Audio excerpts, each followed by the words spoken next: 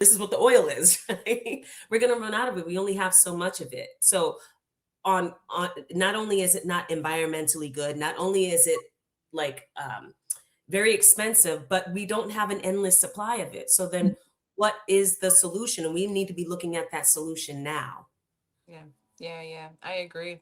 I agree. Anonymous says if we didn't have a two-party system, then Trump wouldn't would this would have never happened. Trump would have never happened. I agree with you. I'm not This is not a Democrat Republican. I know I've mentioned Trump because he just so happens to be online just gaslighting us and telling us like, oh, actually everything is down and America is thriving and this our country has seen more employment this month in this country than it's ever seen ever in life, right? So there's Delusional. all of this. AI I'm just over. I'm just saying, but I really don't.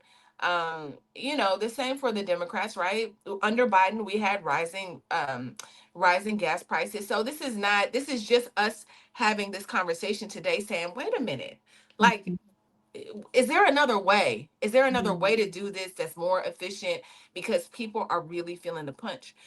What do you think, Aisha, about the video that you just watched?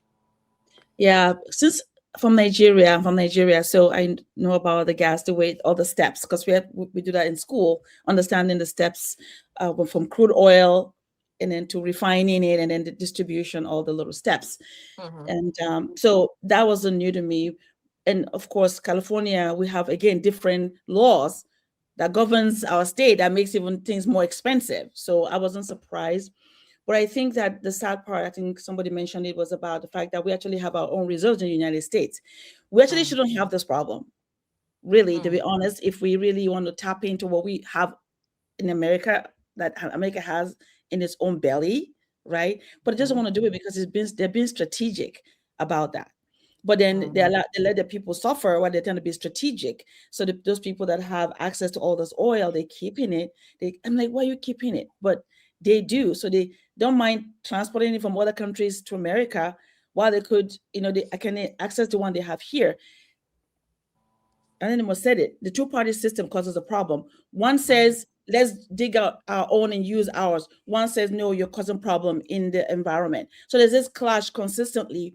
And then those of us that are in the middle get lost in the shuffle because then we are the one Mm-hmm. that pay while they decide what they want to do, whether they want to, use the oil here or import it because they want to protect the environment. So it's all these variables that comes to play. It's so sad. Mm-hmm. They don't want to deplete theirs. Again, they keep saving it because it's been strategic. But who suffers? We suffer. Mm-hmm. Mm-hmm.